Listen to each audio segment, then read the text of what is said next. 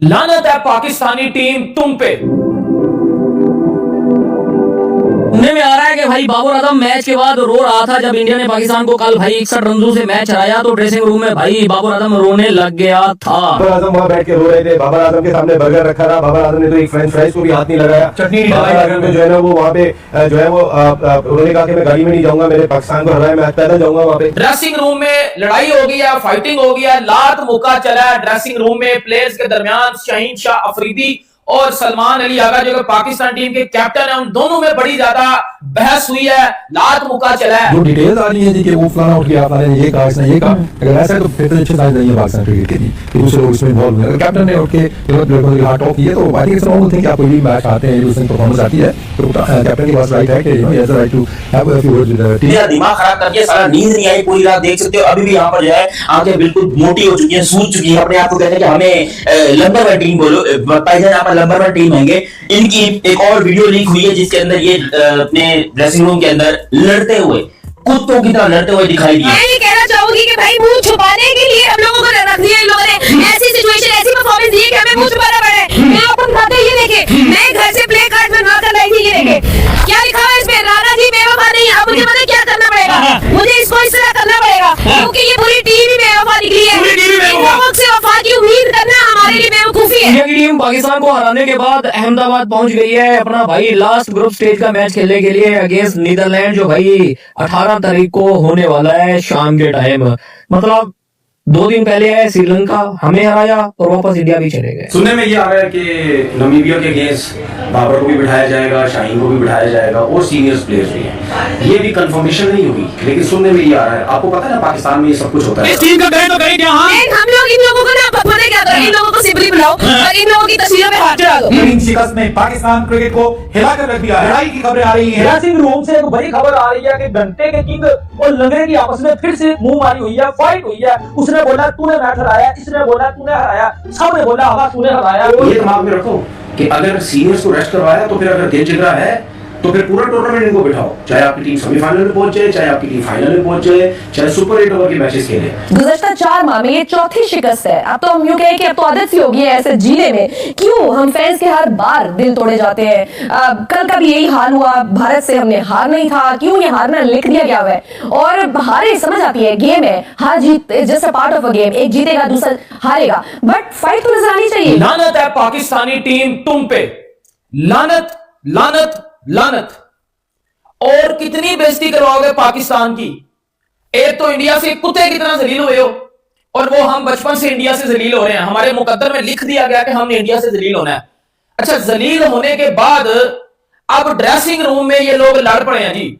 Dressing room में लड़ाई हो गई है, फाइटिंग हो गई है, लात मुक्का चला है ड्रेसिंग रूम में प्लेयर्स के दरमियान। शाहीन शाह अफरीदी और सलमान अली आगा जो पाकिस्तान टीम के कैप्टन है, उन दोनों में बड़ी ज्यादा बहस हुई है, लात मुक्का चला है। उसके बाद जो कोच माइक हैसन है उन्होंने बाबर आजम को खरी खरी सुना दिया। बाबर आजम के साथ माइक हैसन की तू मैं हुई है और बहुत ज्यादा लड़ाई हुई है पाकिस्तानी ड्रेसिंग रूम में, क्योंकि जब इंडिया ने पाकिस्तान को ठोका, जलील किया है, आईना दिखाया है, औकात दिखाई है जब इंडिया ने, तो उसके बाद पाकिस्तानी ड्रेसिंग रूम में जाके वही हुआ है जो कि एक्सपेक्ट किया जा रहा था कि ये बगैरत आपस में ही लड़ के मर जाएंगे, क्योंकि इन्होंने अगली टीम को तो कभी हराना नहीं है, ये आपस में ही लड़ के मर जाएंगे। मैं ये कहना चाहूंगी कि भाई मुंह छुपाने के लिए हम लोगों को रख दिया इन लोगों ने, ऐसी सिचुएशन ऐसी परफॉर्मेंस दी कि हमें मुंह छुपाना पड़े। मैं आपको दिखाते ही देखे, मैं घर से प्ले कार्ड बनवा कर लाई थी, ये देखे क्या लिखा है इस पे, राणा जी बेवफा नहीं। अब मुझे पता है क्या करना पड़ेगा, मुझे इसको इस तरह करना पड़ेगा क्योंकि ये पूरी टीम ही बेवफा निकली है। इन लोगों से वफा की उम्मीद करना हमारे लिए बेवकूफी है। हम लोगों को नहीं, आप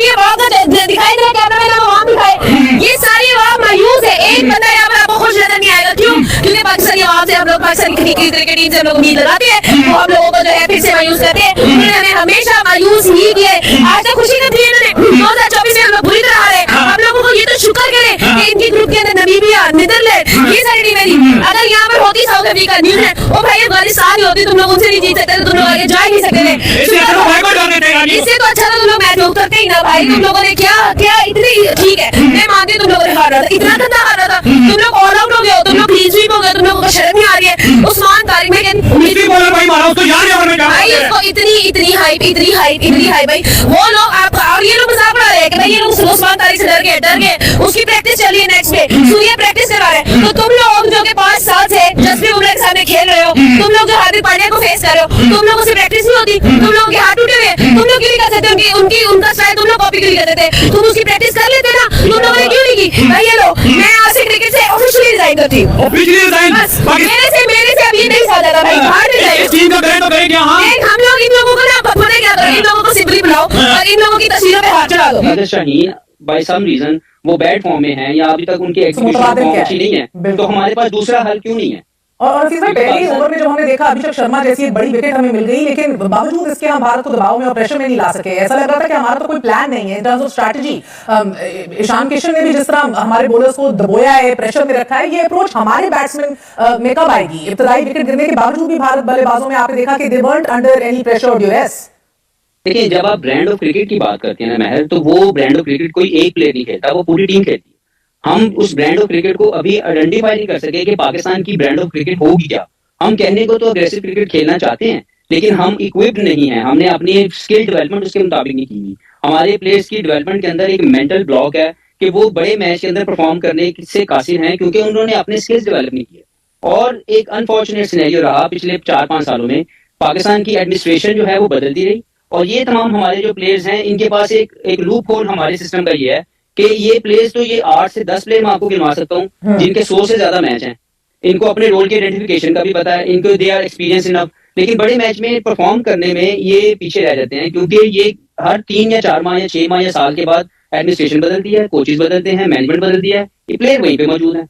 तो हमें अपना बैकअप प्लान जो है वो रेडी हम करने नहीं कर सके। कल के मैच के बाद अब तक जो है वो पाकिस्तानियों का मेल्टडाउन जो है वो जारी है, चाहे एक्स क्रिकेटर्स हो, चाहे क्रिकेट एनालिस्ट हो, स्पोर्ट्स एनालिस्ट हो, हमारे जर्नलिस्ट हो, जो भी हो, सब क्रिकेट शौकीन हो, अब तक जो है वो मैच पर बात करते करते थकते नहीं है कि आखिर ऐसा क्या हुआ, क्यों हुआ इंडिया के अगेंस्ट जो है कि हमने इतना बुरा जो है वो खेला। एक तो हिस्टोरिकल रिस्पॉन्सेस देना तो हमें छोड़ देना चाहिए, क्योंकि गिवन ऑन द मैट कि इंडिया के साथ जो उनका स्किल सेट है और जो उनकी स्ट्रक्चर्ड ट्रेनिंग है और जो उनकी अप्रोच है इंटरनेशनल क्रिकेट की, मॉडर्न क्रिकेट जिसमें वो खेलते हैं, मतलब आपको एग्जांपल दे देता हूँ इंडिया का कि लड़का जो ईशान किशन है उसने कहीं स्लॉगिंग नहीं की थी और इतनी मुश्किल पिच पे वो स्ट्रक्चर्ड पावर नहीं कर रहा था। वो 65 फर्स्ट क्लास मैच खेला हुआ है, 273 उसका फर्स्ट क्लास में हाईएस्ट है, वनडे में उसने इंटरनेशनल में 200 किया हुआ है, 2 साल को डिसिप्लिन करके बाहर निकाल दिया गया। किसके ऊपर आया? यशस्वी जायसवाल को उन्होंने इग्नोर किया, सैमसन को बाहर किया, फिर उन्होंने शुभमन गिल को बाहर किया। तो डू यू थिंक कि उसके पीछे जिस किस्म की क्वालिटी जनरेशनल क्रिकेटर्स हैं तो वो जिस तरह आया और जिस तरह उसने परफॉर्म किया, फिर जो क्रिकेट अवेयरनेस आपको नजर आई, सूर्य कुमार यादव की गेम ही नहीं है जो कल उसने खेली। 4 महीनों में भारत के खिलाफ चौथी शिकस्त हमें हुई है। मैच से पहले इतनी हाइप थी, मगर इसी दौरान एशिया कप के दौरान ही भारतीय कप्तान सूर्य कुमार यादव ने भी कहा था कि इंडिया पाक कोई राइवलरी भी नहीं है। अब सौरव गंगोली साहब ने भी ऐसी बातें की हैं। क्या दोनों टीम में स्किल्स के फर्क है या हमारे पास टैलेंट है जो हर मरतबा बुरी तरह हार जाते हैं? क्या है, टैलेंट या स्किल्स? बहुत बहुत शुक्रिया सलमान हैदर। दरअसल वाकई में अब तो ये साफ नजर आ रहा है कि पाकिस्तान और भारत का कोई मुकाबला नहीं है। जिस तरह से पै दर पै 3 शिकस्त हुई एशिया कप में, फिर ये इस T20 के इस लीग मैच में पाकिस्तान को एकतरफा मुकाबले के बाद भारत ने हराया, हालांकि इतनी हाई बनी हुई थी। मैं हैरान हूं कि पाकिस्तान की इस टीम में इतना पोटेंशियल होने के बावजूद, क्योंकि टीम का सिलेक्शन सही नहीं था। अगर हकीकत की निगाह से देखा जाए, जब ये टीम जा रही थी तो हमने कहा चले 15 रुकनी स्क्वाड अब बन गया है, अब इस पर क्या तनकीद करें, लेकिन आप देखें कि कॉम्बिनेशन नहीं है। विकेट कीपर आपने रिजवान को ड्रॉप कर दिया, आप शाहीन शाह अफरीदी को खिलाए जा रहे हैं, बाबर आजम जिस तरह का स्ट्रोक खेलकर आउट हुए उससे पता चलता है, फिर आपके ओपनर। तो इसका मतलब है कि ये प्रेशर गेम में जब तगड़ी टीमें हमारे सामने आती है तो फिर उस वक्त हमारे हाथ पांव फूल जाते हैं। तो ये बिल्कुल सही कहा कि वाकई में पाकिस्तान और भारत का T20 क्रिकेट में मुकाबला नहीं है, क्योंकि बेशतर भारतीय क्रिकेटर IPL खेल कर आते हैं, उन्हें बड़ा तजुर्बा है, दुनिया के बेहतरीन खिलाड़ियों के साथ खेलते हैं, उनके खिलाफ खेलते हैं। लेकिन यहाँ हमारे खिलाड़ी जो है तो उनको लीग खेलने के कम मौके मिलते हैं, लेकिन उनका फोकस क्रिकेट पर ही नहीं रहा है, जिसकी वजह से हमें पै दर पै शिकस्त हुई है भारत के हाथों। और मैं सौरव गंगोली की इस बात से इत्तेफाक करूंगा कि वाकई में अब ऐसा लग रहा है कि मुकाबला ही नहीं रहा। अगर आप लड़के हारते हैं तो कोई अफसोस नहीं होता, लेकिन जिस तरह एकतरफा मुकाबले के बाद पाकिस्तान हारा है, उससे करोड़ों लोगों के दिल